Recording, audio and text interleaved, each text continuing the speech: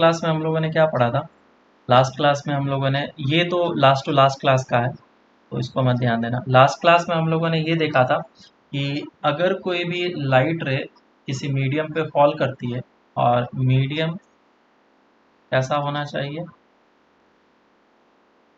एक denser medium और एक रेयरर मीडियम, और लाइट रे इस जगह से आ रही है और ये इसके ऊपर फॉल कर रही है, तो यहाँ पे रिफ्रैक्शन होता है।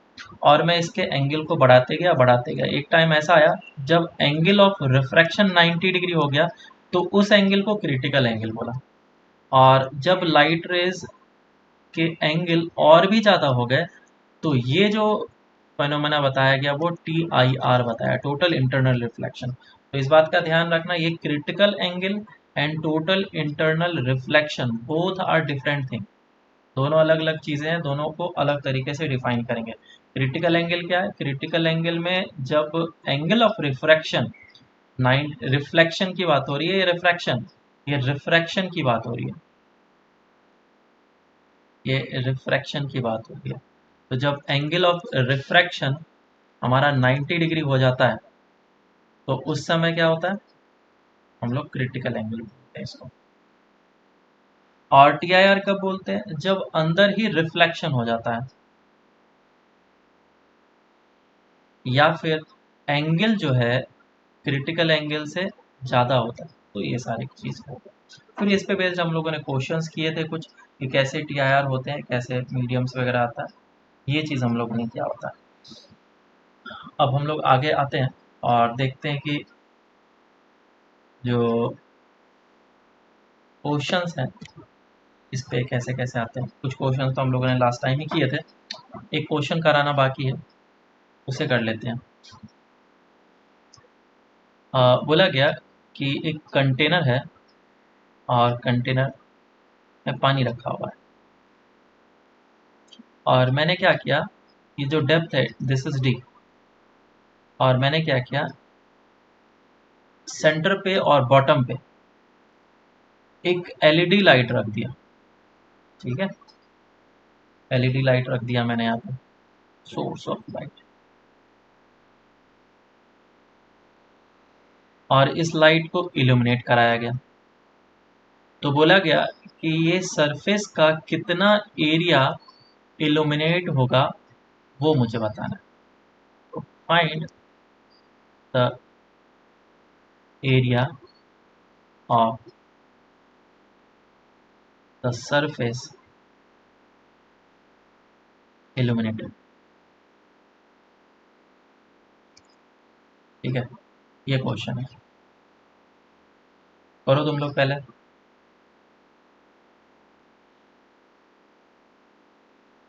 ओके, सॉल्व करे क्या? प्रैक्टिस तुम लोगों ने एक बार किया होगा आई थिंक। तो देखो, इसको क्वेश्चन को करेंगे कैसे। ये क्वेश्चन में TIR का कंडीशन लगेगा। कैसे? हेलो, आवाज आ रही है ना सबको? Yes sir. हाँ, यस सर। रिस्पॉन्ड करते रहना है। तो ये जब हमारा लाइट है, वो लाइट रे क्या करता है, हर एक डायरेक्शन से लाइट को इमिट करता है। एक इधर भी करेगा, इधर भी करेगा, इधर भी करेगा, हर एक जगह पे करेगा। तो कौन कौन से लाइट बाहर निकल सकते हैं, कौन कौन से नहीं निकल सकते हैं? This is rarer medium and this is denser medium. अभी हम लोगों ने देखा कि जो लाइट रेज अगर क्रिटिकल एंगल से छोटा होगा तो बाहर निकल जाएंगे, लेकिन अगर क्रिटिकल एंगल से ज़्यादा होगा तो नहीं निकल पाएंगे। तो ये जो लाइट रे है जस्ट 90 डिग्री से निकल गया, तो क्या मैं बोल सकता हूँ इतना सा एरिया इल्यूमिनेटेड होगा?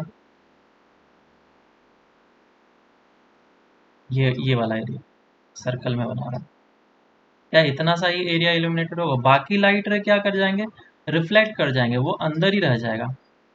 और अगर लाइट रे अंदर ही रह गए तो वो तो इल्यूमिनेट ही नहीं करेगा। So this is the illuminated area, और मुझे इसी का एरिया निकालना है। So first we will find the radius of this circle, और रेडियस निकालना काफ़ी आसान है।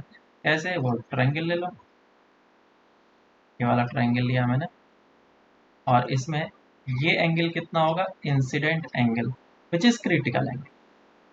सो दिस इज सी, और ये कितना है, डी है, और ये कितना है, आर है।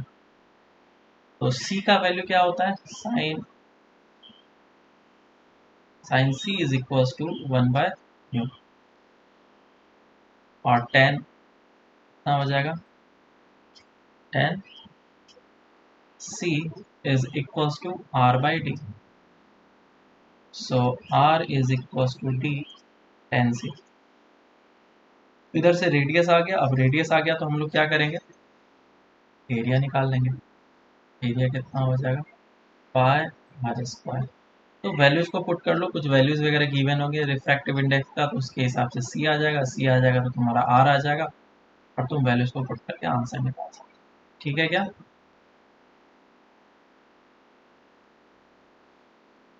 बोलो समझ में आया। Yes sir. चाहो तो तुम इस सी यस सर। के टर्म्स में आंसर भी लग सकते हो, कैसे, साइन सी, सी क्या हो गया, ये हो गया, और 1/μ, this will be mu, this will be 1, ये कितना हो जाएगा, म्यू स्क्वायर -1, और tan c कितना हो जाएगा, tan c will be equal to 1/√ऑफ म्यू स्क्वायर -1। अब इसका वैल्यू मैं यहाँ पे पुट कर लेता हूँ, pi into D square into 1/म्यू square -1 is equal to pi D square upon mu square. समझ में आया सबको। हाँ सर। हाँ, चलो अब यस आगे सर। चलते हैं, और एक क्वेश्चन दिया था मैंने करने के लिए, है ना, क्वेश्चन दिया था करने के लिए, और वो एडवांस लेवल का क्वेश्चन था, काफ़ी बढ़िया क्वेश्चन। क्या था कि this is X axis and this is Y axis,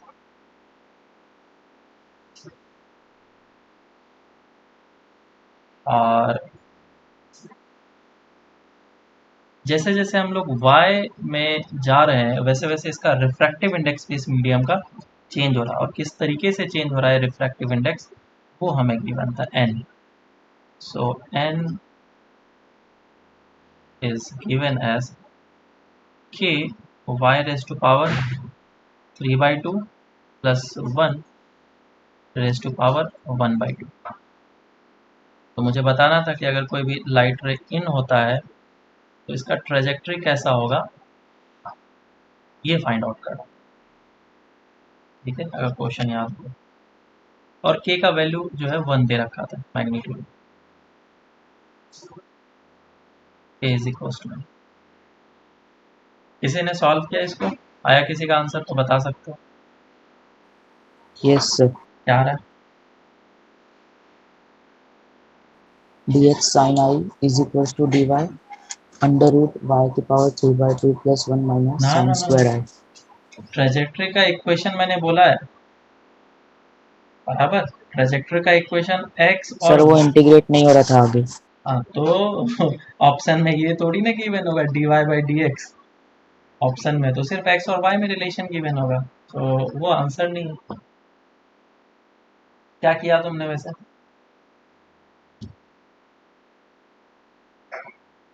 sir वो mu sine theta is equals to constant किया, कोई भी एक जनरल y चलो y पर। करते हैं। देखो, मैंने जैसा स्नेल्स लॉ बताया है उसी तरीके से मैं इस पे स्नेल्स लॉ अप्लाई करूंगा। इधर से लाइट रे इन किया, दिस इज आई, और ये इधर चला गया, तो मैं एक छोटा सा एलिमेंट ले रहा हूँ इस जगह पे, और ये भी एक इंटरफेस है। क्यों, क्योंकि इस जगह पे रिफ्रैक्टिव इंडेक्स और इस जगह पे रिफ्रैक्टिव इंडेक्स क्या होगा, डिफरेंट होगा, क्योंकि कंटिन्यूसली रिफ्रैक्टिव इंडेक्स जो है y के साथ चेंज हो रहा है। बिल्कुल है, तो क्या मैं एक अलग मीडियम इसको बोलूँ और इसको अलग मीडियम बोलूँ, हाँ बिल्कुल बोल सकता हूँ। तो मैंने क्या किया, एक नॉर्मल इस जगह से ड्रॉप,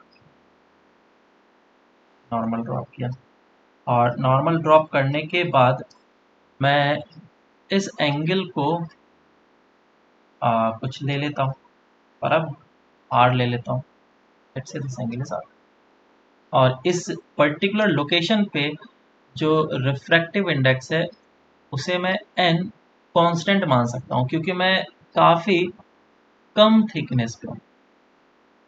ज़्यादा थिकनेस होता तो वेरी करता। और जैसा कि मैंने स्नेल्स लॉ बताया है तुम लोग को, स्नेल्स लॉ जो मेरा फॉर्मेट है वो क्या है, मेरा मतलब वही तो दिया है, sine I is equals to constant. इस वाले फॉर्मूले को यूज़ करेंगे और इसी फॉर्मूले को यूज़ करने पे ये चीज़ अच्छे तरीके से समझ में आ सकता है। तो ये क्या फॉर्मूला बोल रहा है, ये बोल रहा है कि n इंटू साइन आई कॉन्स्टेंट है। तो मैं ऐसा दो पॉइंट ले लेता हूँ, जैसे मोमेंटम कंजर्व होता है ना, मोमेंटम कांस्टेंट होता है, इनिशियल और तो फाइनल इक्वल। तो मैं यहाँ पे दो पॉइंट ले लेता हूँ, दो location, this is first point and this is second point. इन दोनों पॉइंट पे मैं क्या इन दोनों का मल्टीप्लिकेशन को इक्वल कर सकता हूँ। और सिंगल लाइट रे के लिए ऐसा नहीं कि ये भी लाइट रे जा रहा है, इसका पॉइंट लिया एक और इधर का एक पॉइंट लिया, नहीं, ऐसा नहीं होना चाहिए। एक ही लाइट रे का पॉइंट लेना है। तो फर्स्ट पॉइंट पे इसका मल्टीप्लिकेशन कितना आ जाएगा, क्योंकि इस जगह पे एयर है, medium one, one into sine I is equals to, इस लोकेशन पे रिफ्रैक्टिव इंडेक्स n है, इंटू साइन ऑफ r।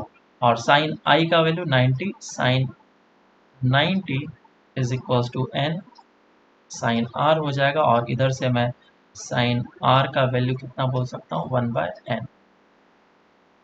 ठीक है, ये चीज़ आ जाएगा। अब क्या है, इस लोकेशन पे मैं एक टेंजेंट ड्रॉ कर रहा हूँ, ये वाला जो लोकेशन है सेकंड पॉइंट में, उस पर मैं टेंजेंट ड्रॉ कर, तो ऐसा कुछ टेंजेंट जाएगा। मान लो कि this is X axis and this is Y axis और ये कर्व है, और इस कर्व पे अगर मैं टेंजेंट को ड्रॉ करूंगा इस पॉइंट पे, इसे बन नहीं रहा, टेंजेंट ही मानना, सेकंड नहीं है, ये टेंजेंट। तो ये एंगल अगर थीटा है तो स्लोप कितना बोला जाएगा, m is equal to tan theta. सही है क्या, अरे बोलो, यस सर। है ना। इस टेंजेंट का स्लोप कितना बोला जाएगा, टेन थीटा। और स्लोप होता क्या है, dy बाई डी एक्स होता है। Slope is what, dy by d x. अब थीटा सोचो है क्या चीज, क्या ये एंगल और ये एंगल एग्जैक्टली सेम है कि नहीं। यस अब यहाँ से काम हम लोग को करना पड़ेगा। तो उसके लिए हम लोग क्या करेंगे, सबसे पहले टेन थीटा निकालेंगे। साइन आर हमें पता है, इधर ट्रायंगल बनाता हूँ मैं, दिस इज आर, और ये है 1/n। n कौन सा हो जाएगा, ये 1 हो जाएगा, और ये root under of 1 minus n square हो जाएगा। और sir, i is equal to 90 कैसे? क्या बोल रहे हो, क्वेश्चन में गिवन था, उसी समय मैंने बताया था। ठीक है, तो इधर से टेन आर कितना आ जाएगा, tan r will be equal to divided by 1 minus n square, ये आ जाएगा। अब थीटा और आर में रिलेशन बताओ कितना होगा, this is r and this is theta, बोलो।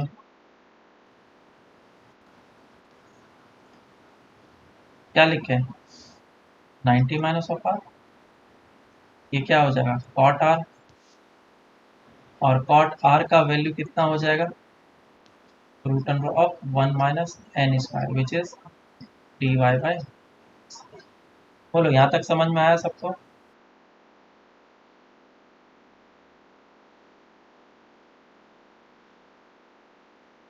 क्लियर है सभी को यहाँ पे। अब आगे क्या करेंगे, इसमें n का वैल्यू को पुट करेंगे। n का वैल्यू क्या था हमारा, जो n था वो k y raise to power 3/2 plus 1 raise to power 1/2। बोलो क्या बात है, पूछना चाहते हो। No sir.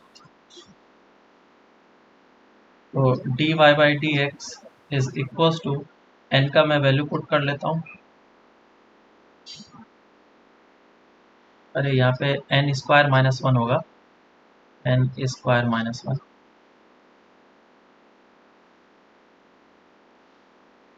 N square minus one. तो एन का वैल्यू पुट कर लो, एन का वैल्यू आ गया स्क्वायर करने के बाद k y raise to power 3/2 plus one and minus one, one one cancel out हो जाएगा, और के का वैल्यू तो वन है, उसको तो हटा ही दो फिर। a is equal to one, question में गिवन था root under of y raise to power 3/2 dy by dx। अब इसी को मुझे सॉल्व करना है, समझ में आया क्या?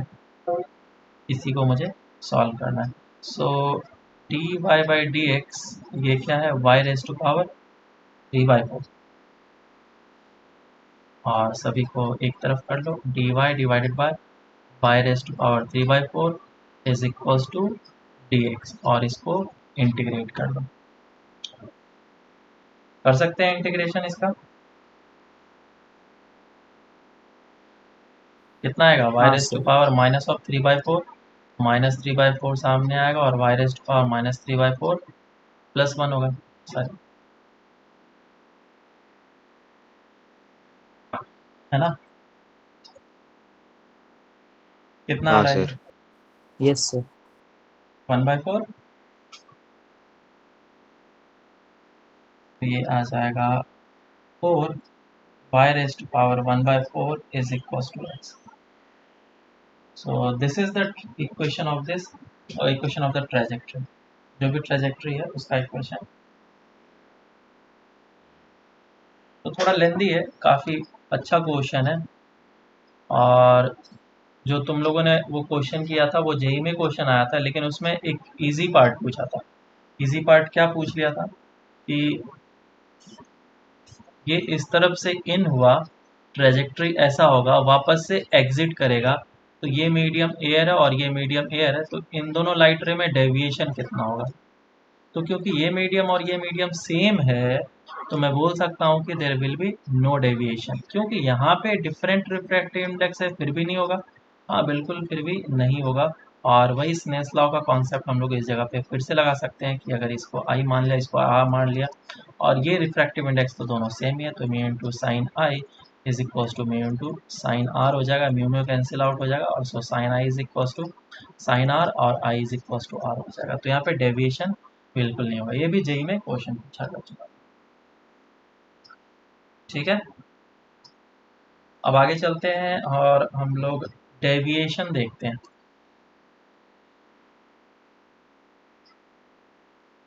Deviation of light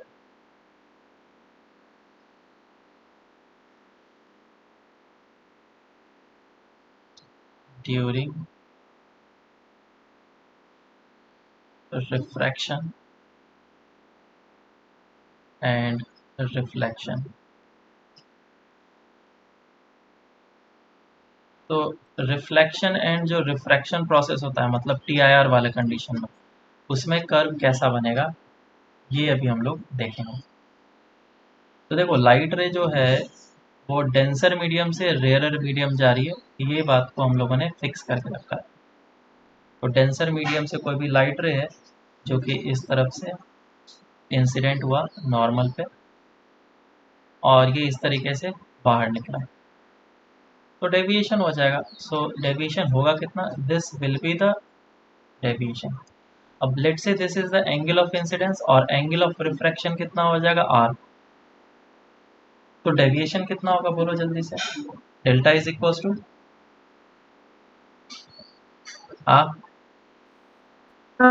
are minus i. I minus of r, या फिर आर माइनस ऑफ आई, ये वाला एंगल कितना हो जाएगा, आई हो जाएगा, है ना? और आर कौन सा है, ये वाला एंगल, डेल्टा तुम्हारा निकल के आ गया। और अगर तुमने एंगल को बढ़ाना स्टार्ट किया, आई को, लेट्स से आई को तुमने धीरे धीरे करके बढ़ाना स्टार्ट किया, तो डेल्टा बढ़ेगा या घटेगा? डेल्टा बढ़ने लगेगा। तुम तो बोलोगे सर इसमें आर भी तो बढ़ रहा है, बिल्कुल आर बढ़ रहा है, लेकिन आर का बढ़ने का रेट थोड़ा ज़्यादा होगा आई से। किससे बता सकते हैं हम लोग? स्नेल्स लॉ से, डिफरेंशिएशन करके। वो लेंदी चीज़ है, बस समझ लो कि हाँ, अगर आई बढ़ रहा है तो आर जो है इसके ज़्यादा रेट से बढ़ेगा और डेल्टा इंक्रीज होगा। ठीक है, चलो ठीक है, अब तो तुमने इंक्रीज करने लग गए आई, और एक टाइम ऐसा भी आएगा कि आई क्रिटिकल एंगल को रीच कर जाएगा, है ना? तुमने आई को और बड़ा कर दिया, and this angle is theta which is greater than critical angle, तो टी आई आर होगा। तो इस केस में डेविएशन कितना हुआ बोलो?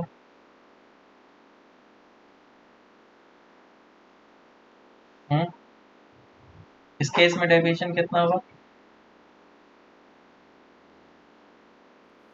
180 minus 2 theta. Pi minus of two theta, ठीक है क्या? पाई माइनस ऑफ, इसे याद रखना, एडवांस क्वेश्चन में आता है डायरेक्ट एक सिंगल सा क्वेश्चन भी मैं दे दूंगा तो समझ में आ जाएगा क्या क्वेश्चन। अब एक स्पेशल केस के लिए हम लोग बात करते हैं। स्पेशल केस कौन सा है? I is equal to critical angle, अगर क्रिटिकल एंगल हुआ तो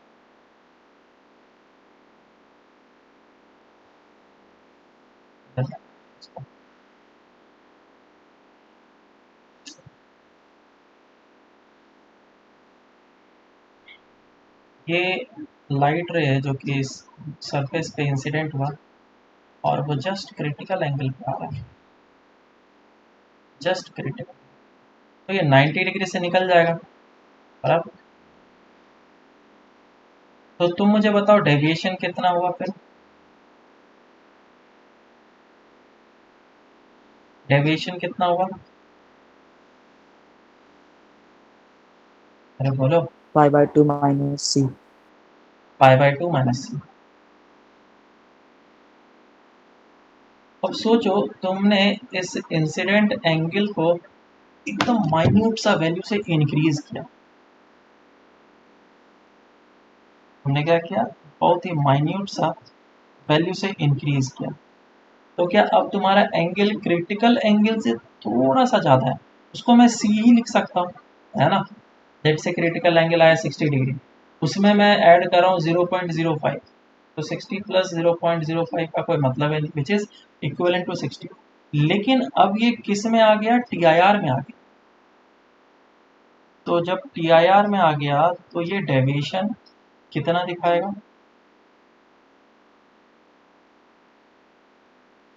बोलो डेविएशन कितना दिखाएगा?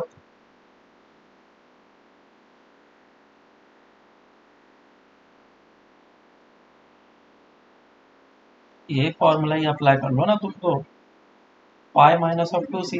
pi minus 2c. So there is a sudden jump in deviation from here to here. जैसे ही मैं एक छोटा सा इंक्रीमेंट करता हूँ तो डेविएशन में एक सडन जंप मुझे देखने के लिए मिलता है। Deviation versus angle of incidence में ग्राफ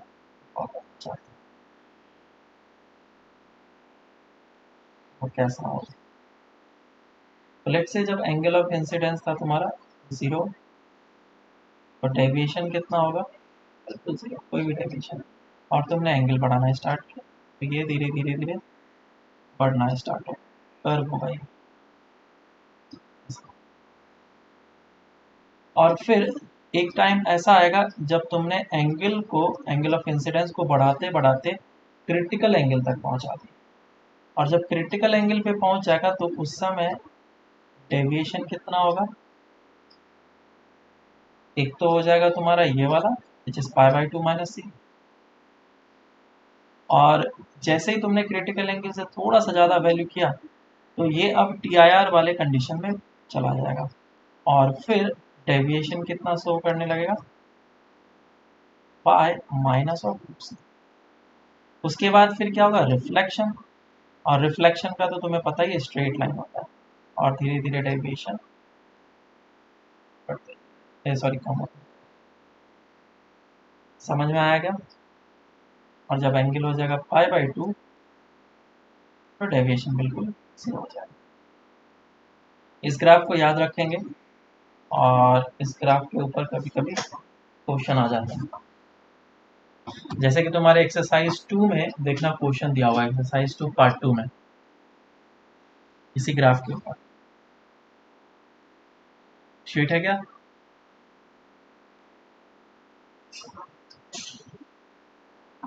हेलो, शीट है किसी के पास? है तो निकालो जल्दी से। एक्सरसाइज 2 पार्ट 2 में क्वेश्चन देखो निकाल करके।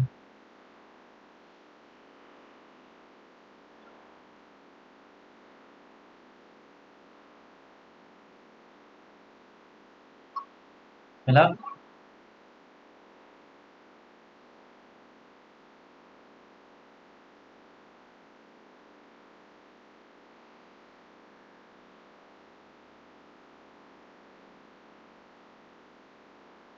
हाँ मिला? सर मिला। क्या है क्वेश्चन बोलो।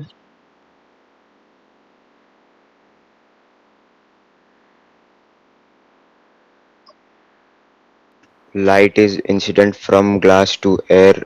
वो क्वेश्चन है, एक मिनट।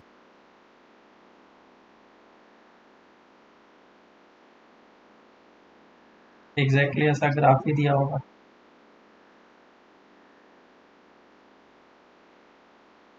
क्वेश्चन नंबर 11 है। हाँ सर। हाँ सर। वो क्वेश्चन नंबर 11 पार्ट 2 में।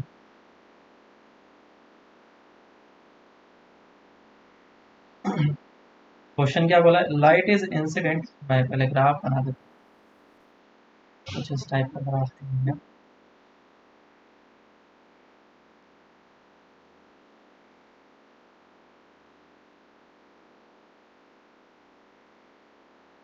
ये तेरा होगा है और अच्छा है, और एक्स दिस इज 90 डिग्री, इस तरीके से ये है आई एंड। क्वेश्चन में पढ़ रहा हूँ। Light is incident from glass to air, the variation of the angle of deviation delta with the angle of incidence for I less than 90 degree but greater than 0 degree is shown. The refractive index of the glass is, refractive index they रखा है, it is 2 by root 3 if the value of x plus y plus z, if the value of x plus y plus z is n pi by 6 then find the value of n. इस n का value कितना होगा ये निकालना है। Solve करके बताओ।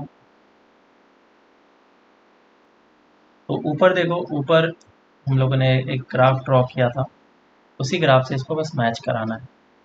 Z, Y और एक्स क्या क्या है?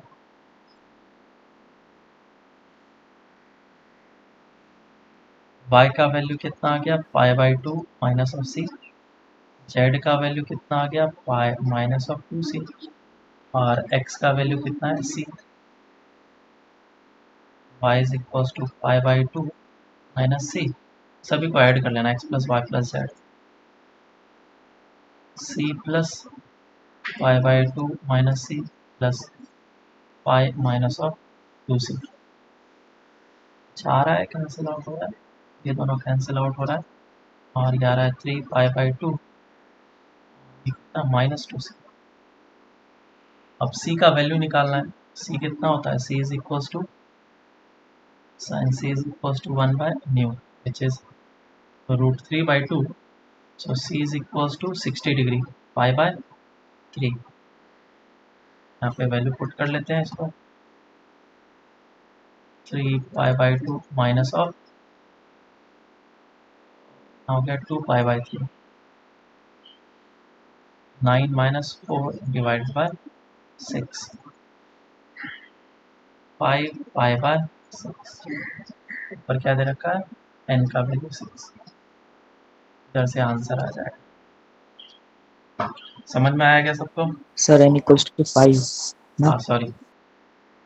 तो देखो कितना सिंपल हो गया। अगर तुम्हारे ये ग्राफ पता है तो तुम आंसर आराम से निकाल सकते हो।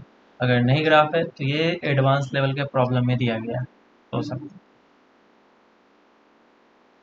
चलो ठीक है, अब आगे चलते हैं हम लोग और स्टार्ट करते हैं प्रिज्म स्टार्ट।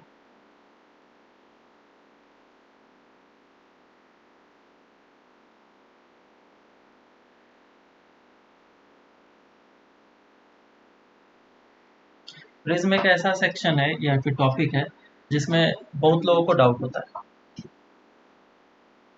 कि इसके फॉर्मूलेज हैं, वो तुम्हें किस कंडीशन में अप्लाई करना है, कब अप्लाई करना है, वो तुम्हें पता होना चाहिए।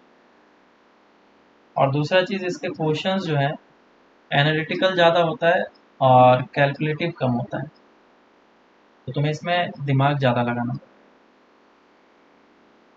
चलो अब इसको समझते हैं प्रिज्म होता क्या है।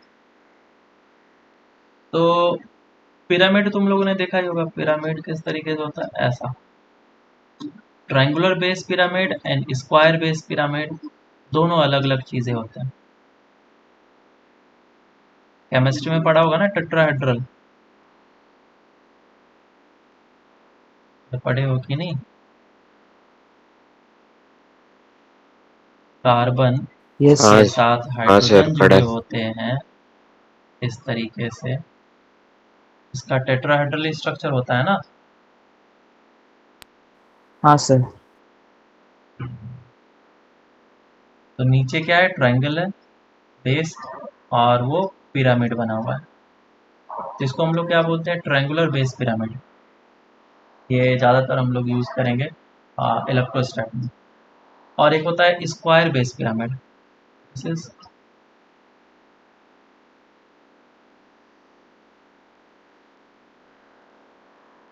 और एक स्क्वायर बेस पिरामिड, मतलब कि पहले तो स्क्वायर बना लो तुम, और स्क्वायर बनाने के बाद फिर इसके सेंटर से h हाइट पे चले जाओ और सभी पॉइंट्स को कनेक्ट कर दो, सभी लाइंस को जोड़ दो। सो this will B square base pyramid.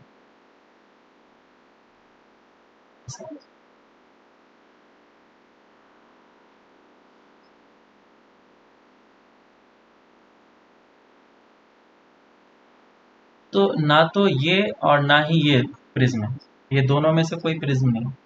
Prism का अपना अपना अलग स्ट्रक्चर होता है और वो कुछ इस टाइप से होता है, एक स्क्वायर ले लो या रेक्टेंगल ले लो ऐसा, और h हाइट पे चले जाओ और फिर एक लाइन ले लो, ऐसा स्ट्रक्चर होता है।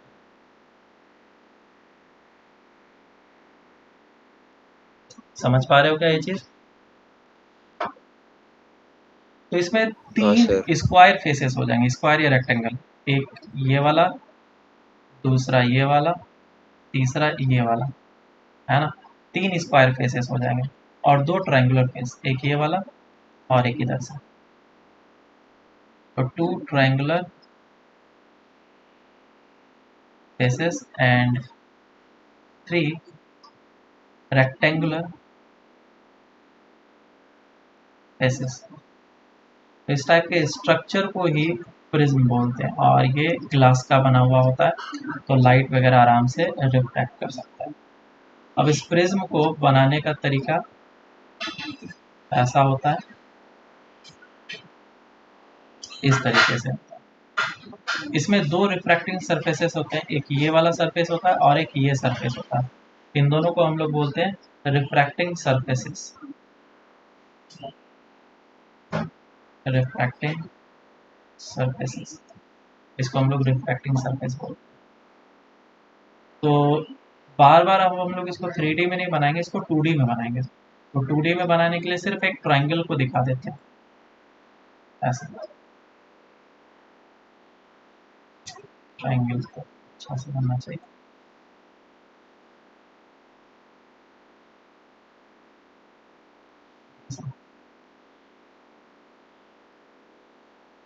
तो इस ट्रायंगल को बना दिया, इसका मतलब कि हमने क्या है, प्रिज्म को बनाया, क्योंकि पीछे इस तरीके से प्रिज्म होगी। तो बाकी हम लोग इसमें हर एक चीज़ को नहीं ड्रॉ करेंगे, बी में ड्रॉ करेंगे। And these two are reflecting surfaces, refracting surfaces. Refraction इससे भी पॉसिबल है, ऐसा कोई ज़रूरी नहीं है कि इस वाले सरफेस से रिफ्रैक्शन नहीं होगा। डिपेंड करता है लाइट रे। हम लोग केसेस करेंगे समझ में आ जाएगा। और इस एंगल को हम लोग एंगल ऑफ प्रिज्म बोलते हैं या फिर एपेक्स एंगल, दोनों में से कुछ भी क्वेश्चन में मेंशन किया जा सकता है।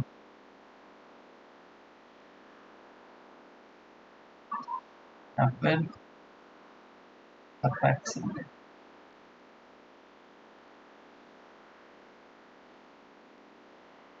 और ज़्यादातर केसेस में ये दोनों साइड्स इक्वल होते हैं, तो ये होता है आइसोसेलेस ट्रायंगल, तो ये एंगल थीटा, तो ये भी एंगल थीटा,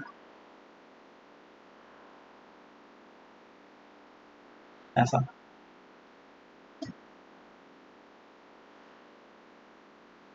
ठीक है क्या? बोलो समझ में आया या नहीं आया? Yes sir. यहाँ तक कोई प्रॉब्लम होना नहीं चाहिए। Yes sir.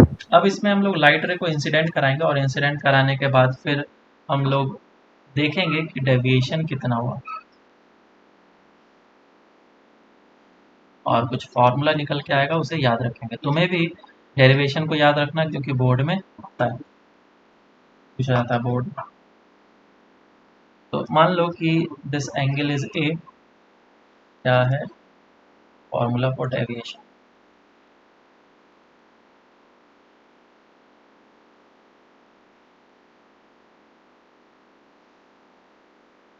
इसमें डेविएशन कितना होगा? एक लाइट रे है जो कि इंसिडेंट हुआ, मान लो इस जगह पे, और इसका नॉर्मल कैसा होगा? ऐसा। और लेट से ये लाइट रे आई एंगल पे इंसिडेंट हुई, angle of incidence is I, और अब दे देता हूँ this is angle of incidence. और फिर यहाँ पे क्या होगा? रिफ्रैक्शन होगा, और रिफ्रैक्शन करने के बाद लेट से लाइट रे ऐसा चला गया, सो this is the angle of refraction, इसको मैं R1 बोल रहा हूँ। और फिर एक नॉर्मल यहाँ पे भी बनाएंगे हम लोग, और लाइट रे इधर से बाहर निकल जाएगा, so this angle will be E, और इसको मैं बोल रहा हूँ R2। ठीक है, सो दिस इज R1। टर्म को याद रखना क्योंकि एग्जैक्ट टर्म तुम्हें यूज करना पड़ेगा आगे जा करके। तो इसे बोलते हैं एंगल ऑफ इंसिडेंस, और इसे बोलते हैं हम लोग एंगल ऑफ इमरजेंस। आई है हमारा एंगल ऑफ इंसिडेंस,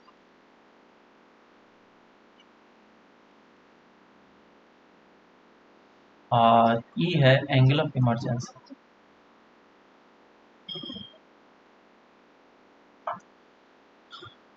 और R1 और R2 सिंपल सा एंगल है।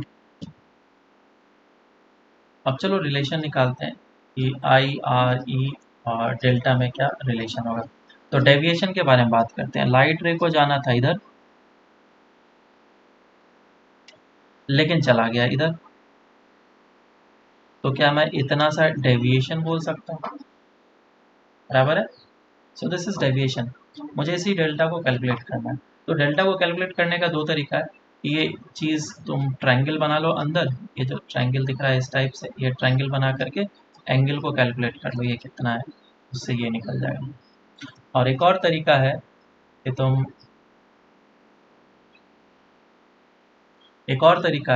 तुम इस बात को निकाल लो कि ये कितना डेविएशन हुआ, डेल्टा 1, और ये कितना डेविएशन हुआ, डेल्टा 2, और दोनों को ऐड करो। So delta will be equals to delta 1 plus of delta 2। सही है? बताओ डेल्टा 1 कितना होगा? डेल्टा 1 का वैल्यू बताओ।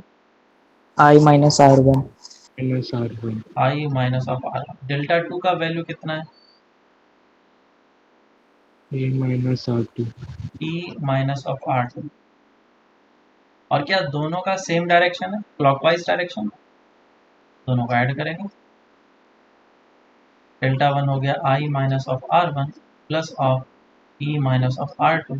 सो इधर से मेरे पास वैल्यू निकल के आ रहा है I plus of E minus of R1 minus of R2। बस, ठीक है क्या? अब मुझे R1 R2 और A में रिलेशन निकालना है। कोई बता सकता है R1 R2 और A में क्या रिलेशन आएगा? R1 plus R2 is equals to A. हाँ, R1 plus of R2 is equals to A होता है। इसे अच्छे तरीके से याद रखना है।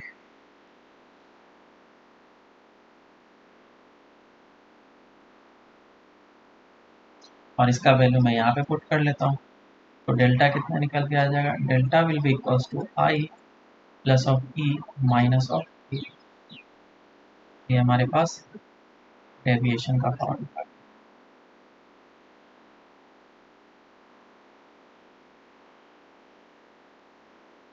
ये दो फॉर्मूले हैं, these formulas are the general formula, ठीक है। और इसे हम लोग कभी भी कहीं पे भी अप्लाई कर सकते हैं, कोई प्रॉब्लम नहीं। लेकिन थोड़ी सी चीज़ इसमें और तुम्हें देखनी पड़ेगी, क्योंकि मैं भी क्वेश्चन के थ्रू चीज़ों को बताऊंगा। बराबर है? आवाज़ नहीं आ रही है? हेलो,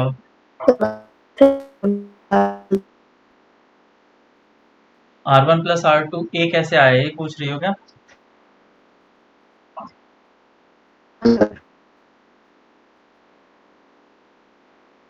हमारी आवाज़ बिल्कुल नहीं आ रही है, लेकिन फिर भी मैं R1 प्लस R2 ए कैसे आया वो बता देता हूँ। ये ट्रायंगल लिया है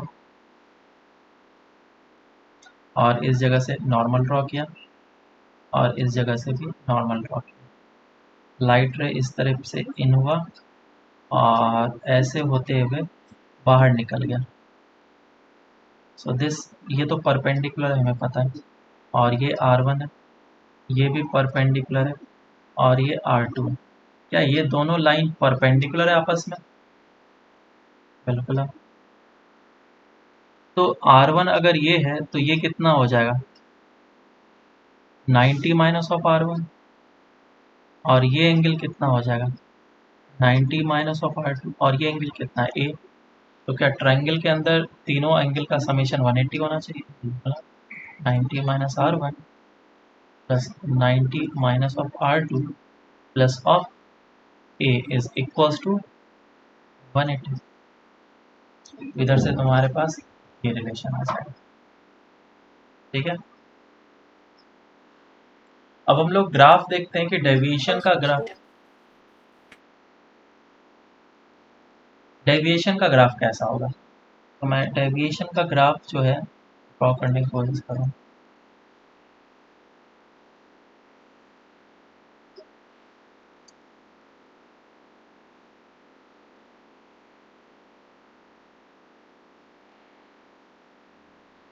तो let's say this is angle of incidence and this is deviation.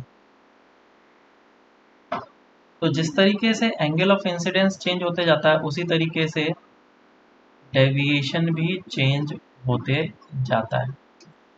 लेकिन ये जो कर्व तुम्हें दिख रहा है, this is not parabolic in nature, ठीक है क्या? ये पैराबोलिक इन नेचर नहीं है। और सबसे मिनिमम डेविएशन कब होता है, this is the minimum deviation का लोकेशन। और ये कब होगा वो भी मैं बताता हूँ। डेल्टा मिनिमम ये तब होगा जब आई का वैल्यू ई के बराबर होगा। ऐसा क्यों, वो भी अभी हम लोग डिस्कस करेंगे। अभी के लिए समझ लो कि डेल्टा मिनिमम का कंडीशन क्या है, I should be equals to E. तो मैं यहाँ से दिख रहा होगा कि जो डेल्टा है, अगर डेल्टा 1 तुम्हें यहाँ पे मिल रहा है विच इज 30 डिग्री, तो वो दो एंगल ऑफ इंसिडेंस के लिए मिल सकता है। एक तो ये वाले एंगल के लिए और एक ये एंगल के लिए।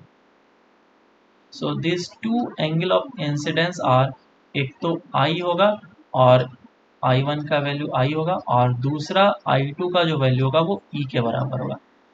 ये कैसे बोल रहे हैं, principle of reversibility of light से बोल रहे हैं, उसको भी एक्सप्लेन करूंगा मैं। तो सबसे पहले ये जो डेल्टा थीटा का डिस्टेंस है और ये जो डेल्टा थीटा का डिस्टेंस है, दोनों अनसिमेट्रिकल है, ठीक है। और ये होता है छोटा और ये होता है बड़ा, ठीक है। छोटा मतलब बहुत छोटा डिग्री नहीं, वो तो डिपेंड करेगा कि इन दोनों के बीच में लोकेशन कितना है, डिस्टेंस कितना है। ये थोड़ा और बड़ा हो जाएगा। और इस ग्राफ पे क्वेश्चन आया हुआ है जेई में। तो पता नहीं इस फिर से नेक्स्ट टाइम पूछा जाए या ना पूछा जाए, मैं क्वेश्चन भी करा दूंगा। तो this is not parabolic in nature. आगे चलते हैं। पहला जो है इस पॉइंट में लिख देता हूँ, नोट में डाल not parabolic in nature.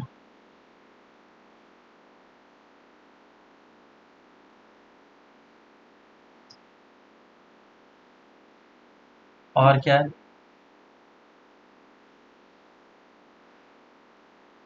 For any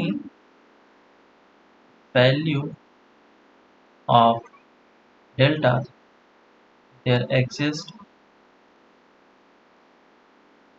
two angle of incidence except delta minimum. Delta minimum के लिए एक ही वैल्यू है। और दूसरा जो है, मिनिमम डेविएशन कब अकर होता है, मिनिमम डेविएशन will occur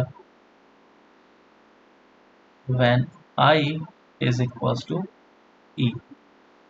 इसको अगर मैं θ1 बोल लेता हूँ और इसको θ2 बोल लेता हूँ, तो इसमें हम लोग क्या लिखेंगे, that θ2 is greater than θ1। ठीक है, और सेम डेल्टा। अब ये पॉइंट को हम लोग देखते हैं कि I is equals to E पे मिनिमम डेविएशन क्यों होगा। इसका रीज़न एनालिटिकल है, तब दिमाग लगाने वाली है। वो ऐसा है कि लेट से मैं बोल रहा हूँ कि इस एंगल पे मान लो कि 60 डिग्री के एंगल पे मुझे डेविएशन जो है वो सबसे मिनिमम मिल रहा है, और इधर से जो एंगल है वो थीटा है। 60 डिग्री के एंगल पे क्या मिल रहा है मुझे, सबसे मिनिमम डेविएशन मिल रहा है मुझे, ऐसा मैंने ऑब्जर्व करा। तो जैसा कि कर्व मुझे दिख रहा है, डेविएशन अगर मिनिमम है तो तुम्हारा 60 डिग्री के लिए डेल्टा हो गया मिनिमम, ये डेल्टा मिनिमम, और ये 60 डिग्री यहाँ पे आ गया। तो तुमने लाइट इस तरफ से इन कराया होगा और एग्जिट किया है इस तरफ से लाइट। अब principle of reversibility of light ये बोलता है कि तुम अगर सोर्स के पोजीशन को चेंज कर लो, मैं अब सोर्स को इस तरफ लेकर के आ गया, तो लाइट अपने पाथ को चेंज नहीं करेगा, तो लाइट अभी भी उसी पाथ को फॉलो करेगा। बिल्कुल हाँ, तो डेविएशन अभी भी तो उतना ही रहना चाहिए, चाहे लाइट इधर से पास करे चाहे इधर से पास करे, दोनों में डेविएशन सेम होना चाहिए। तो इस थीटा का वैल्यू भी कितना ही होना चाहिए, 60 ही होना चाहिए, तभी ये ऐसा पॉसिबल हो पाएगा कि डेल्टा मिनिमम हो सके। तो यहाँ से मुझे पता चल गया कि थीटा का वैल्यू और आई का वैल्यू जो है वो सेम है, इसीलिए डेल्टा मिनिमम कब हो रहा है, आई इज इक्वल्स टू ई पे होता है। एक चीज पता चल गया। दूसरा चीज, फिर से वही बात बोलेंगे, principle of reversibility of light से दो एंगल ऑफ इंसिडेंस पॉसिबल है जिसके लिए डेल्टा मिनिमम क्या होगा, सॉरी जो डेविएशन होगा वो सेम होगा। ये एक एंगल ऑफ इंसिडेंस और ये दूसरा एंगल ऑफ इंसिडेंस, वही principle of reversibility of light लगाएंगे इसमें। तो मिनिमम डेविएशन के लिए फॉर्मूला हम लोग अब अप्लाई कर लेते हैं और फॉर्मूला डिराइव भी कर लेते हैं। और minimum angle of deviation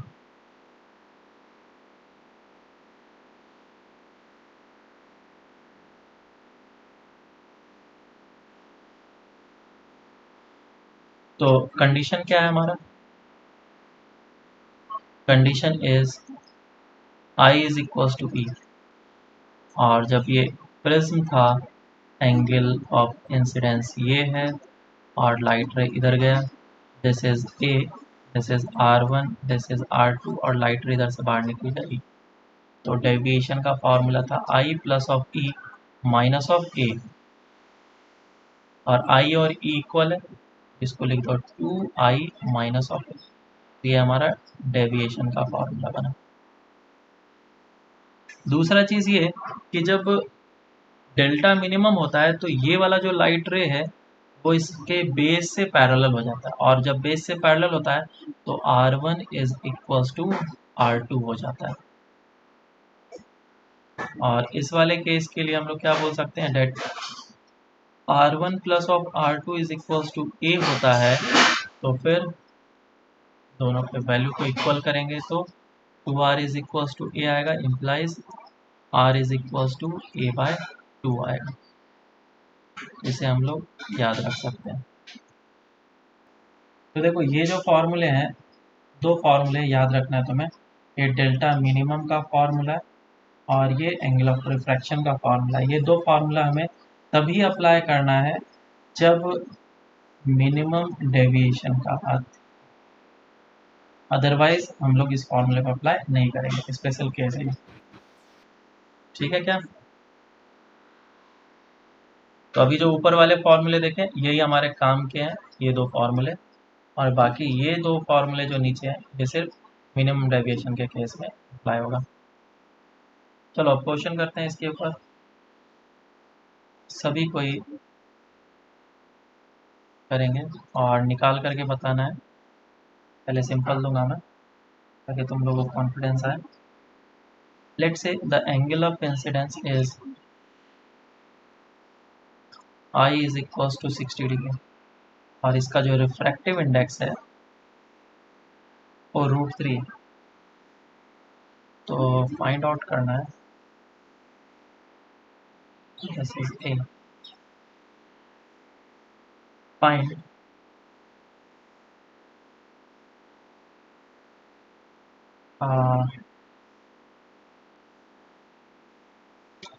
angle of emergence निकाल लो and deviation, find E and delta. Let's say A जो है वो 60 डिग्री, सॉल्व करो इसको। तो सबसे पहले मैं सेम आ रहा से हमारा इस जगह पे स्नेल्स लॉ लगा लेता हूँ मैं, लाइट रे से निकल जाएगा और फिर इधर से ये बाहर निकल जाएगा, ये R1 और ये R2। वही नोटेशन जो है उसी को हम लोग यूज़ करेंगे। 1 into sine 60 is equals to √3 into sine R1। Sine 60 होता है √3/2 is equals to √3 into sine R1। तो R1 कितना आ गया, 30 डिग्री। अब फॉर्मूला यूज़ करेंगे R1 plus R2 is equals to A, तो इधर से R2 कितना आ जाएगा, 30 डिग्री। और फिर से इस जगह पे स्नेल्स लॉ अप्लाई करेंगे, at √3 into sine R2 is 30 degree, 1 into sine E, तो E का वैल्यू कितना आ जाता है यहाँ से, 60 डिग्री। ठीक है, ये 60 डिग्री आ गया।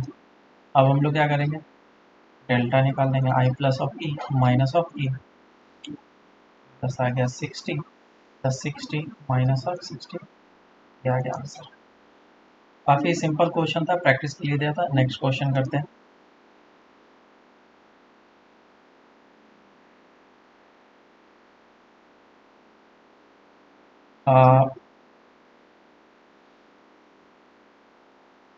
एक प्रिज्म है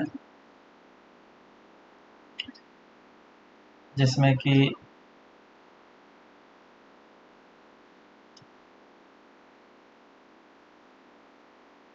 वैसा ही कुछ क्वेश्चन करते हैं। एंगल ऑफ इंसिडेंस आई है और ये ए दे रखा है, लगे if A is equals to 15 degree and I is equals to 60 degree, then find E and delta.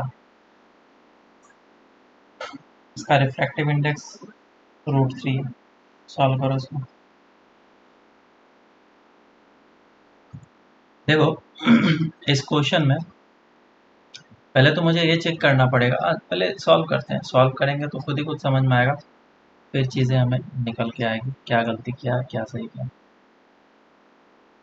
ये लाइट रे इस तरफ से इंसिडेंट हुआ, कितना एंगल है, 60 डिग्री, और ये है 15 डिग्री, और ये होगा R1 और ये होगा R2 और लाइट रे इधर से बाहर निकलेगा। So this is angle of emergency. अगर मैं यहाँ पे स्नेल्स लॉ अप्लाई करूँगा तो कितना हो जाएगा, sine 60 is equals to √3 into sine R1।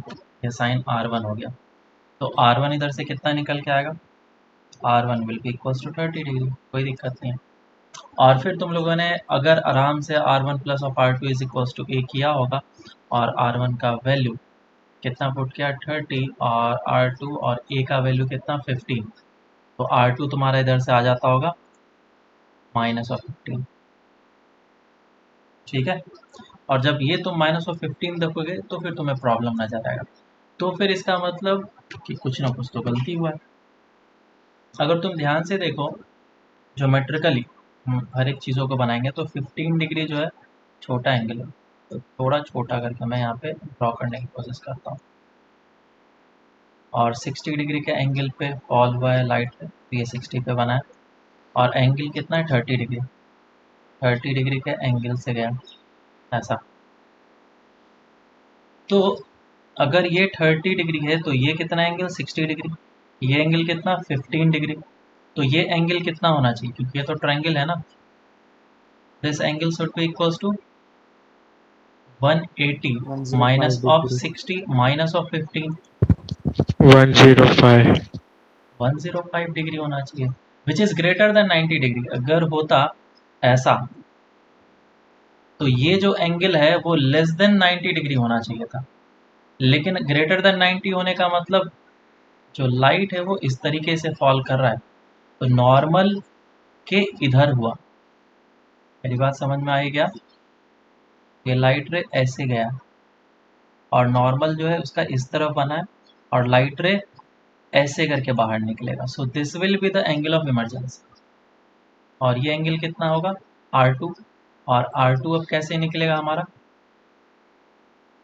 ये पूरा का पूरा एंगल कितना हुआ 105, दिस एंगल इज 105, इसमें से माइनस 90 कर लो, R2 will be equals to 105 minus of 90, कितना आ गया ये 15 डिग्री। बोलो मेरी बात समझ में आई है। अगर किसी ने ये चीज़ किया है स्नेल्स लॉ लगा करके तो गलत है, अगर इस तरीके से सोचा है तब तो बहुत अच्छी बात है। अब R2 आया तुम्हारा, अब इस पॉइंट पे मैं स्नेल्स लॉ लगाऊंगा, हो जाएगा हमारा √3 into sine 15 is equals to 1 into sine E. So E will be equals to sine 15 का वैल्यू तुम्हें पता है, तुम पुट कर सकते हो, तो साइन इनवर्स √3 साइन 15। अब तुम्हारा ई का वैल्यू निकल जाएगा तो तुम्हारा डेल्टा का भी वैल्यू निकल जाएगा, ठीक है क्या। किया था किसी ने इस तरीके से, तुमने किया था ना, No, sir. नहीं किया था इस तरीके से। नहीं, मैंने √3 साइन ऑफ -15 निकाल दिया. यही प्रॉब्लम है कि गलतियां स्टूडेंट से ज़्यादा होती है, क्योंकि इस तरह के प्रॉब्लम्स कराते नहीं, इस तरह के प्रॉब्लम्स ढेरों करा दिए जाएंगे। ऐसे से 2-3 एग्जाम्पल लिए, अभी और देखो एक्सेप्शन वाले कराता हूँ मैं, एक और, इसमें दिमाग लगाना, मान जाऊंगा मैं फिर। क्वेश्चन ऐसा है कि मिनट ऊपर करिएगा। हाँ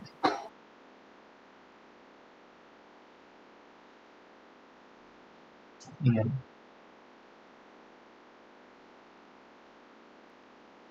देखो, इस क्वेश्चन मैंने क्या बोला है कि लेट से जो लाइट रे है वो आई पे इंसिडेंट हो रहा है और आई 60 degree, refractive index of prism is √3 and जो एंगल ऑफ प्रिज्म है वो 150 डिग्री है। तो तुम्हें emergence angle and angle of deviation निकालना है इस वाले केस के लिए। और सॉल्व, काफ़ी बढ़िया क्वेश्चन है। चलो इस क्वेश्चन को सॉल्व करते हैं। अब देखो इसमें क्या करना है, आई का वैल्यू हम लोग को 60 दिया गया है और ये सारी चीज़ें, तो पहला स्नेल्स लॉ तो हम लोग इस जगह पे लगाएंगे और स्नेल्स लॉ लगाने के बाद फिर लोग आगे निकाल, एक मिनट।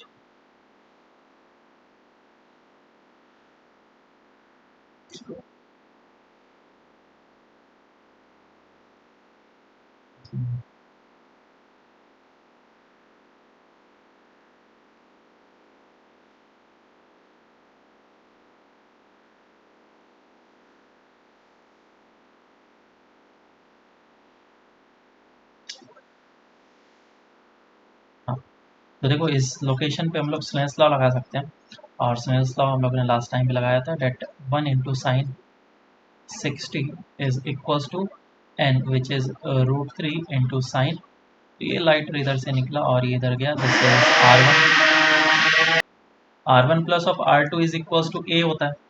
तो A का वैल्यू कितना दे रखा है 150 डिग्री और R1 का वैल्यू है 30 डिग्री, तो R2 कितना आ जाएगा इधर से 150 minus of 30 which is equals to 120 degree.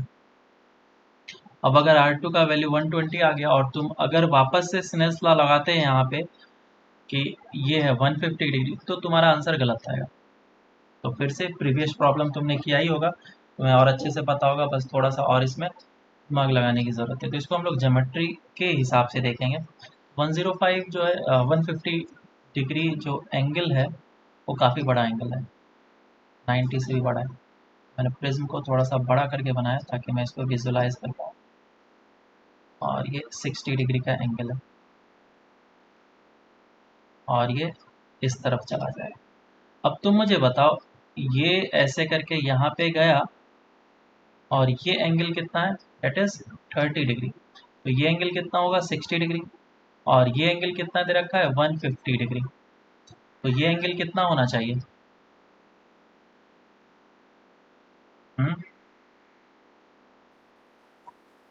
नहीं बनेगा ट्रायंगल। ट्रायंगल ही नहीं बन पा रहा है। हाँ या ना, ये ट्रायंगल ही नहीं बन पा रहा है। Yes sir. तो अब क्या करें? सर शायद वो नीचे वाले में लगा होगा। हाँ, ये जो है ये इस वाले में स्ट्राइक ही नहीं करेगा, नीचे वाले सरफेस पे जाकर के स्ट्राइक कर रहा है। और अगर इस वाले सरफेस पे स्ट्राइक करेगा तो अब मुझे फिर से वापस से चेक करना पड़ेगा कि अब वो सेटिस्फाई कर रहा है कि नहीं चीज़ों को। ठीक है, तो ये 150 डिग्री है, लेट्स से ये आइसोसेलेस ट्रायंगल है। और तो ये एंगल कितना हो जाएगा फिर, बोलो? 15 डिग्री। 15 डिग्री। ये एंगल हो गया 15 डिग्री, ये एंगल है 30 डिग्री, ये है 90। तो ये एंगल कितना हो जाएगा, theta is equals to 180 minus ये जो एंगल आया हमारा 45। तो ये वाला जो एंगल होगा ये कितना हो जाएगा, एंगल ऑफ इंसिडेंस जो है आई, लेट्स, तो ये कितना हो जाएगा 45 डिग्री। और ये एंगल 45 डिग्री हुआ तो लाइट रे अब इधर से बाहर निकलेगा, so this will be E. अब मैं यहाँ पे स्नेल्स लॉ लगाऊंगा, कितना आ जाएगा साइन आई और √3 इज इक्वल्स टू साइन ई। ई का वैल्यू इधर से निकाल सकते हैं क्या हम लोग?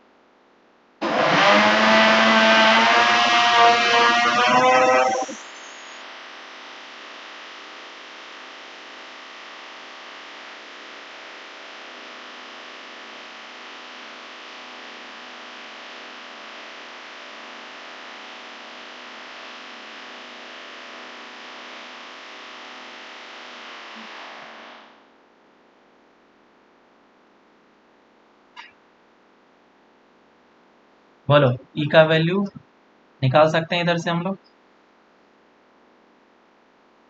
ठीक है क्या? हेलो? हाँ सर। Yes sir. अब इतना ही काफ़ी नहीं है, एक और चीज़ इसमें चेक करना है कि ये जो आई हमने लिखा है या फिर ये भी जो भी एंगल मैंने यहाँ पे लिखा है वो क्रिटिकल एंगल से ज़्यादा नहीं होना चाहिए। अगर क्रिटिकल एंगल से ज़्यादा होगा तो ये TIR कट जाएगा। मेरी बात समझ में आई या नहीं आई?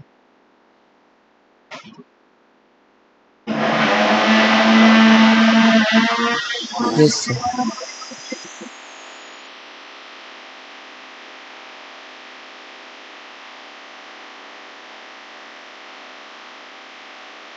सर ज़्यादा है।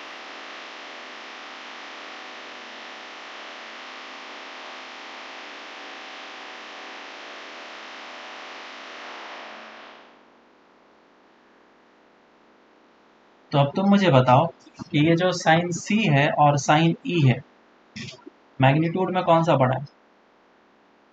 दोनों साइड ऐसा करो, ऊपर नीचे √3 से मल्टीप्लाई डिवाइड करो, तो 3/3 होगा। और ये कितना है √3 बाय √2.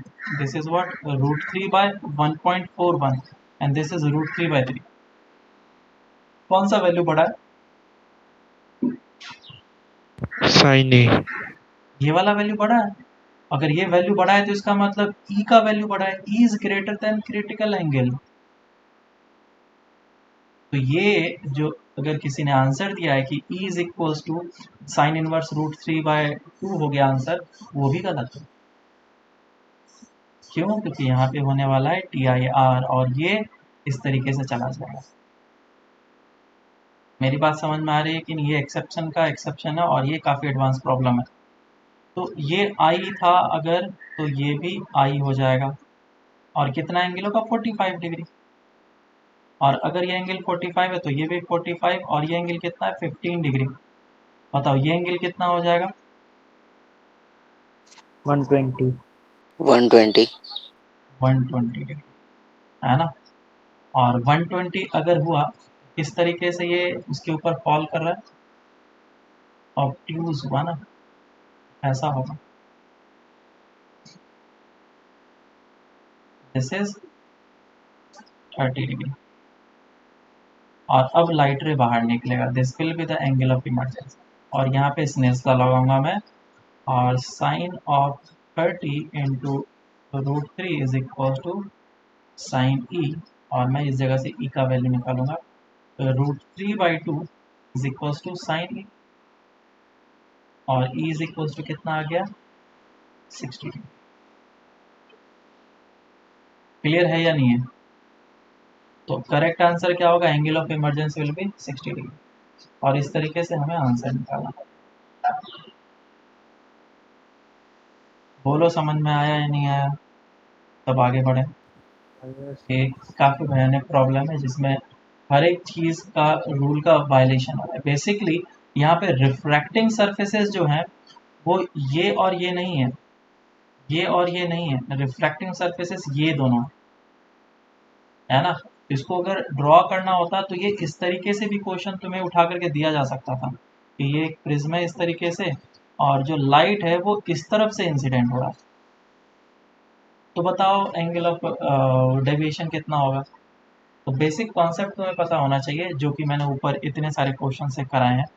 वो अगर तुम्हें पता होगा तो किसी भी तरह का क्वेश्चन दे दे, तुम अब आराम से चीज़ों को सकते. मेरी बात समझ में आएगा?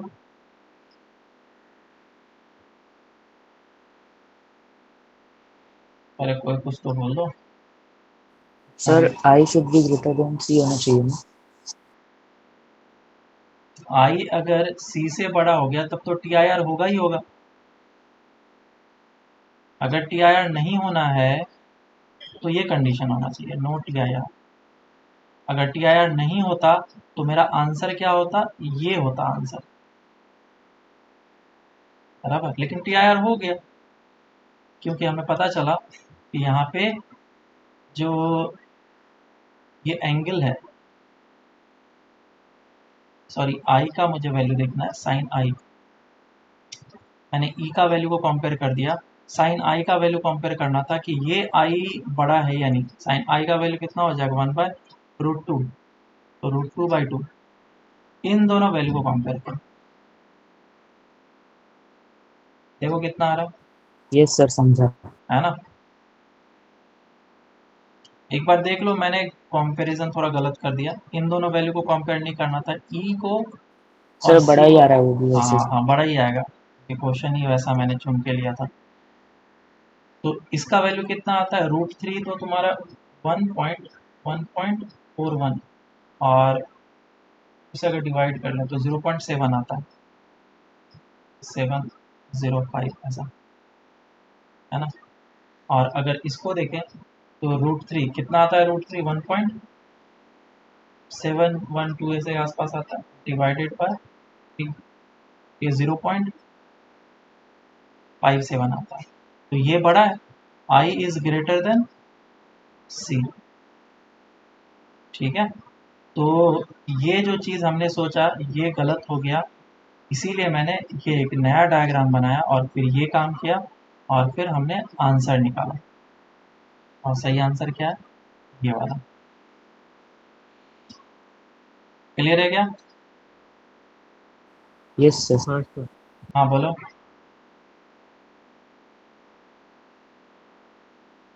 बोलो। कुछ नहीं।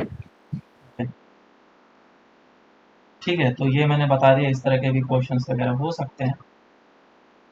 अब चलो, मिनिमम डेविएशन के लिए हम लोग कैलकुलेशन तो किए हुए थे। मिनिमम डेविएशन पे नॉर्मल क्वेश्चन आ जाएगा कि बताओ मिनिमम डेविएशन के लिए क्या वैल्यू होना चाहिए, थीटा का वैल्यू, इंसिडेंट एंगल वैल्यू, ये सारी चीज़ें छोटे छोटे पूछे जा सकते हैं। लेकिन स्मॉल एंगल प्रिज्म अब हम लोग स्टार्ट करते हैं। स्मॉल एंगल प्रिज्म, तो एक ऐसा प्रिज्म हम लोग यूज करने जा रहे हैं जिसका एंगल ही क्या है, छोटा है। ठीक है क्या? तो the angle between the refractive surfaces is very small, और ये एंगल ऑफ इंसिडेंस और लाइट रे इस तरीके से डेविएट हो जाएगा और फिर ये इधर से बाहर निकल जाएगा। तो इसमें भी वही रूल अप्लाई होता है, R1 R2 जो होगा, R1 प्लस ऑफ R2 वो A के बराबर होगा, कोई प्रॉब्लम नहीं। और डेल्टा जो होगा वो I plus of E minus of A के बराबर होगा, कोई प्रॉब्लम। लेकिन क्योंकि यहाँ पे एंगल जो है प्रिज्म का वो छोटा है, तो इसमें हम लोग कुछ कुछ अप्रोक्सीमेशन ले सकते हैं। ठीक है, फॉर मिनिमम डेविएशन हमें पता है कि जो हम लोग कंडीशन लेते हैं वो क्या लेते हैं, I इज इक्वल्स टू ई का लेते हैं, और उसी केस में R1 और R2 भी क्या हो जाता है, इक्वल हो जाता है। तो इधर से मेरा डेविएशन डेल्टा कितना निकल के आता है, ये डेल्टा मीन है, और 2i माइनस ऑफ ए निकल के आता है। और फिर इधर से r, मैं इसको एज्यूम कर लूँ तो r कितना आता है, a/2 आता है। मैं किसी एक लोकेशन पे स्नेल्स लॉ को अप्लाई करता हूँ, इस वाले जगह पे स्नेल्स लॉ अप्लाई कर रहा हूँ। स्नेल्स लॉ लगाऊंगा तो कैसा आएगा, that 1 into sine I is equals to n into sine are. और i को मैं इस जगह से पुट कर लूँगा, ये क्योंकि डेल्टा के फॉर्म में गिवन है तो मैं i के फॉर्म में इसको लिख देता हूँ। ना हो जाएगा ये delta min plus of a divided by 2 हो जाएगा sine delta plus of a divided by 2। Delta min को मैं डेल्टा ही लिख रहा हूँ, n into sine R, R का वैल्यू कितना है, a/2। तो इधर से n का वैल्यू कितना आ जाएगा, refractive index, sign delta plus of a divide by 2 divide by sine of a/2। अब देखो बात किस चीज़ की हो रही है, मिनिमम डेविएशन की, और साथ ही साथ तुम्हारे पास जो प्रिज्म है वो भी काफ़ी छोटा है, क्योंकि for minimum deviation and a is very very small, ये दोनों चीज़ छोटा है, तो क्या ये जो चीज़ आएगा डेल्टा प्लस a/2 वो भी छोटा होगा, है ना? तो किसी भी एंगल को हम लोग ऐसे लिख सकते हैं, अगर थीटा इज स्मॉल तो साइन थीटा को हम लोग थीटा लिख सकते हैं। तो वही अप्रोक्सीमेशन हम लोग यहाँ पे ले रहे हैं, ये हो जाएगा delta plus A divided by 2, और नीचे तो ए छोटा है ही तो a/2 हम लोग इसको लिख ही सकते हैं, 2 कैंसिल आउट हो जाएगा, और इधर से n कितना आ जाएगा, n into A is equals to delta plus of A, और डेल्टा कितना आ जाएगा, ए को इस तरफ कर लिया, n-1। तो इस फॉर्मूले को हम लोग याद रखेंगे कि जो स्मॉल एंगल प्रिज्म के लिए डेविएशन होता है वो इतना होता है, और स्मॉल एंगल प्रिज्म। ठीक है, इस चीज़ को याद रखना है तुम लोग को, ये इंपॉर्टेंट फॉर्मूला है, delta is equals to A into n-1। ठीक है, सर थोड़ा ऊपर लो ना।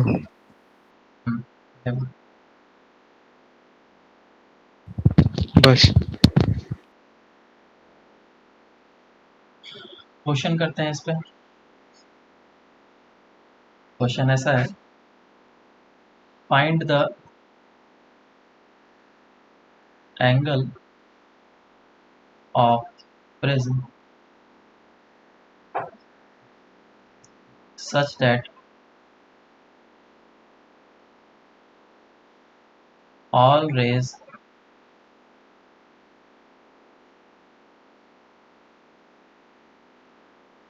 falling on second surface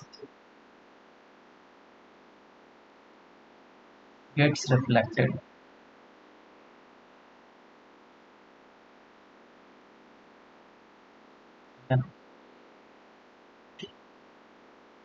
ये क्वेश्चन जो है ऊपर का है, स्मॉल एंगल प्रिज्म से इसका रिलेशन नहीं है, मैं कराना भूल गया था, उसको मैं यहाँ पे बता रहा हूँ। एंगल ऑफ इंसिडेंस है आई, और ये R1 R2 जो चीज़ें, सॉल्व करो इसको। तो क्वेश्चन को अगर ध्यान से अगर हम लोग पढ़ें तो बोल रखा है find the angle of prism, A का क्या वैल्यू होना चाहिए ताकि कोई सा भी लाइट इंसिडेंट हो। और कोई सा भी लाइट इंसिडेंट का मतलब क्या है कि कोई सा भी एंगल ऑफ इंसिडेंस हो, आई का वैल्यू कुछ भी हो सकता है। उसके लिए ये जो लाइट यहाँ पे सेकेंड सरफेस पे फॉल कर रहा है इस पे रिफ्लेक्ट करे, ठीक है, वो हमसे ये बोल रहा है। तो पहले हम लोग इसका रे डायग्राम को बना लेते हैं ताकि हमें पिक्चर अच्छे तरीके से क्लियर हो जाए, उसके बाद मैं इसको सॉल्व करना स्टार्ट करूँ। तो लेट से दिस एंगल इज आई, और ये इस तरीके से गया और टक्कर खाया और टक्कर खाने के बाद ये सारे लाइट रे क्या करने चाहिए, TIR करना चाहिए सॉरी, सारे लाइट रे TIR करना चाहिए। सो this is R1, this is R2। बोलो R1 प्लस ऑफ R2 तो A होता है, R1 plus of R2 A होता है, ये हमें पता है। और TIR करने के लिए क्या R2 का वैल्यू must be greater than equals to critical angle होना चाहिए।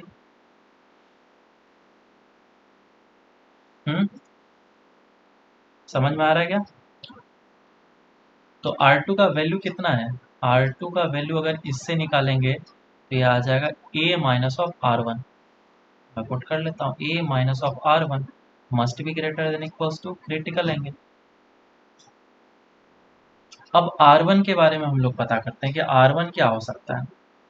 R1 का वैल्यू क्या होना चाहिए और I का वैल्यू क्या होना चाहिए। अगर I का वैल्यू मैं मैक्सिमम रखूंगा तो R1 मुझे मैक्सिमम मिलेगा, और R1 मैक्सिमम मिलेगा तो R2 का वैल्यू क्या मिलेगा, मिनिमम। तो अगर मैं सबसे कम एंगल वाला लाइट रे को TIR करा देता हूँ तो ज़्यादा एंगल वाला लाइट रे तो खुद ही TIR कर जाएगा। ना समझ में आया तो वापस से इसको सुन लेना, ठीक है। तो मेरी बात कहने का मतलब क्या है कि R2 मिनिमम वाले को मैं TIR करा देता हूँ तो मैक्स वाला तो खुद ही खुद TIR कर जाएगा। सिंपल सी बातें थी। तो इसीलिए मेरा I का वैल्यू सबसे मैक्सिमम होना चाहिए। ऐसा कंडीशन फुलफिल होने के लिए I का वैल्यू क्या होना चाहिए, सबसे मैक्सिमम। और I का मैक्सिमम वैल्यू कितना हो सकता है, 90 डिग्री। और I का वैल्यू अगर 90 हो गया तो साइन 90 के लिए क्या R1 क्रिटिकल एंगल बन जाएगा, बिल्कुल हाँ, n इंटू साइन R1। ये sign R1 is equals to 1 by n which is nothing but the critical angle, R1 is equals to C। तो मैं इसका वैल्यू यहाँ पे पुट कर लेता हूँ that A minus of C must be greater than equals to C, so A must be greater than equals to 2C। तो इस चीज़ को हमेशा एक फॉर्मूले के फॉर्म में याद रखना कि अगर एंगल ऑफ प्रिज्म 2C से बड़ा है तो सारे लाइट रे क्या करेंगे, TIR करेंगे। और दूसरा चीज़ इसमें ये है कि ये हो गया और रिफ्लेक्शन। लेकिन अगर क्वेश्चन में पूछा होता कि सारे लाइट रे जो उस पे इंसिडेंट हो रहे हैं वो रिफ्रैक्ट करे ही करे, इस पे टक्कर खाने के बाद ये बाहर निकलना ही चाहिए और रिफ्रैक्शन। रिफ्रैक्शन होने के लिए क्या होना चाहिए था, ऊपर वाला कंडीशन देखो सेम कंडीशन तो हम लोग अप्लाई करते, तो यहाँ से जो हमें रिलेशन निकल के आता उसके लिए जो ए होता, ए का वैल्यू वो हमारा लेस देन क्या होना चाहिए था, बोलो, ऑलवेज रिफ्रैक्शन के लिए लेस देन इक्वल टू सी।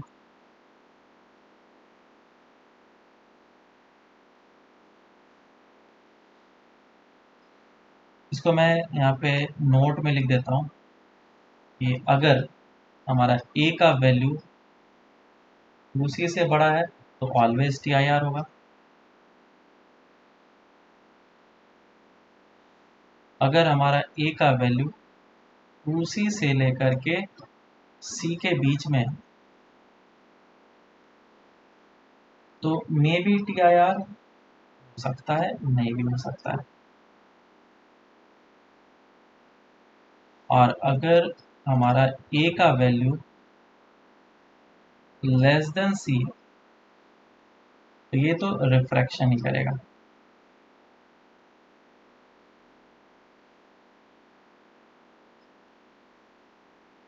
ये रिफ्लेक्शन ही करेगा। इस चीज़ को वापस से देख लेना, तुम्हारे क्वेश्चन में वापस से आएगा, जेई में भी एक बार पूछा जा चुका है, तो हम लोग इसको डायरेक्टली देख करके ही आंसर टिक कर सकते हैं। ठीक है क्या? अब चलो एक क्वेश्चन दे देता हूँ मैं नेक्स्ट क्लास के लिए। जेई में जो क्वेश्चन आया था, क्वेश्चन ऐसा है कि बोला गया कि find the second angle of incidence, second angle of incidence for which deviation will be same। ठीक है, if first it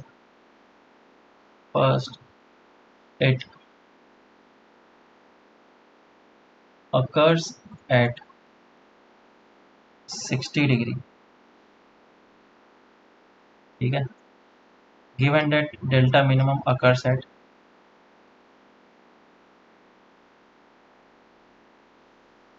delta minimum occurs at delta I is equals to 40 degree। और इसमें ऑप्शंस दिए हुए हैं, A is equal option 18 degree, B option दे रखा है लेट से 20 डिग्री, सी ऑप्शन दे रखा है 22 डिग्री एंड डी ऑप्शन दे रखा है 44 डिग्री। ठीक है, चूज करना, इसको करने की कोशिश करना। ठीक है, फिर बाकी हम लोग अब नेक्स्ट क्लास से स्टार्ट करते हैं, और नेक्स्ट क्लास में इसमें डेविएशन के कुछ क्वेश्चंस तो ज़्यादा है नहीं, एक तो देखेंगे, उसके बाद फिर हम लोग डिस्पर्जन ऑफ लाइट वगैरह स्टार्ट करेंगे। ठीक है, होमवर्क में टिल्टॉट तक कंप्लीट कर लेना। ठीक है, एक्सरसाइज में टिल्टॉट तक कंप्लीट करना, इसको हम लोग फिर नेक्स्ट क्लास में डिस्कस करते हैं। इसे अटेम्प्ट करके लेकर के आना, हो सकता है डेटा थोड़ा वेरी करे, जेई के डेटा से मैच ना करे, ऐसा कोई ज़रूरी नहीं है, लेकिन कॉन्सेप्ट एग्जैक्टली सेम।